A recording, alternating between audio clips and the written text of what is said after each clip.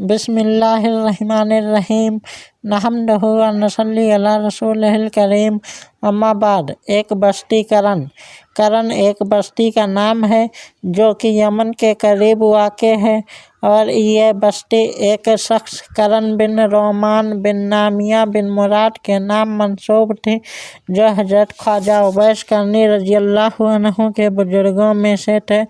بعض مورخین نے یہ بھی لکھا ہے کہ کرن ایک محلے کا نام تھا۔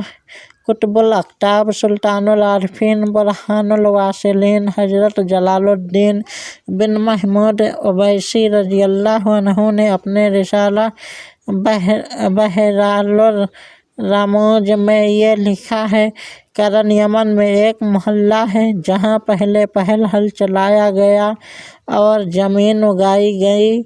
اس زمین سے بیل کا سینگ برآمد ہوا، اور بیل کے سینگ کو عربی زبان میں کرن کہتے ہیں، اسی لیے اس محلے کا نام کرن رکھا گیا۔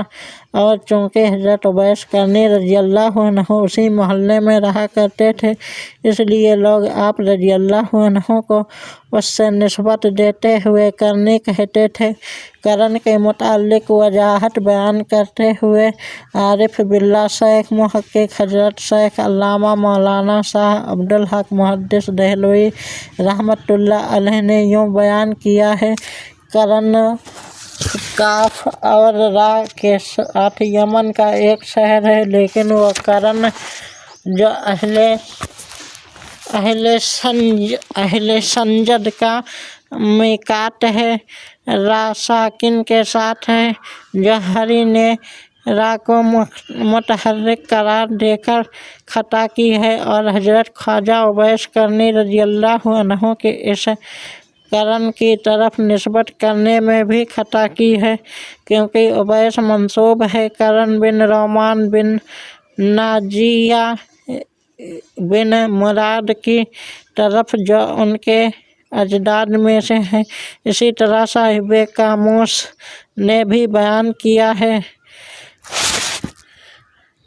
لطائف نفسیہ میں لکھا ہے: شہر سے باہر بند رفجہ میں بہت ریاضت فرمائی۔ یہ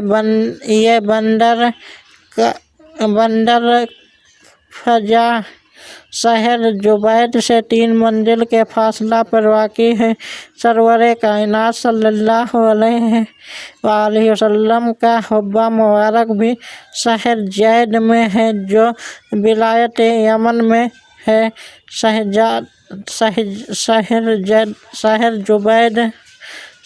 جبید اس زمانہ میں بہت بڑا شہر تھا۔ لکھا ہے کہ اس میں 12,000 مسجدیں قابل تذکرہ و تحریک تھیں۔ اسی شہر کے باہر شمال کی جانب قریب ہی حضرت اویس قرنی رضی اللہ عنہ کا مزار ہے، اور آپ کا اصل مکان اسی شہر میں ہے۔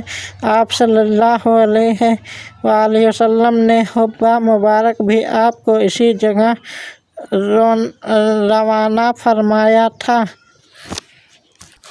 یمنی حضرت خواجہ اویس قرنی رضی اللہ عنہ کو تعلق چونکہ یمن سے تھا، اس لیے آپ رضی اللہ عنہ کو یمنی بھی کہہ دیا جاتا ہے، کیونکہ وہاں کے لوگ نہایت رفیق القلب اور حق شناس ہوتے ہیں۔ حدیث شریف میں بھی اسی کی تعریف آئی ہے: انی لاجد نفس الرحمن من قبل الیمن، یعنی بے شک یمن سے بوئے رحمت آتی ہے۔ آب و ہوا: یمن ایک بہت بڑا ملک ہے اور اس میں بہت شہر ہیں۔ یہ ملک نہایت ہی سرسبز و شاداب ہے۔ اس میں دریائے عمان سے لے کر نجران تک باغات کا ایک وسیع سلسلہ ہے۔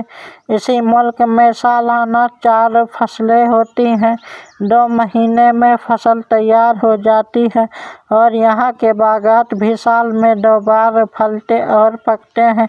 महलवा को मजाहिर हक में लिखा है कि यमन उन शहरों और बस्तियों को कहते थे जिनका महलवा को खाना काबा के दाएं सिमत पड़ता था, और अब ये एक मशहूर तारीखी मुल्क की हैसियत से जाना जाता है जो जजीरा नुमा है और अरब के जनूबी मगरबी गोशा पर वाक़ है। मौजूदा अहद में यमन इन तमाम खतूत पर मुश्तमिल नहीं है जिन पर अहद साबिक में मुश्तमिल था, ताहम इस वक्त के मरकज़ी और बड़े हिस्से अब भी यमन ही में शामिल हैं।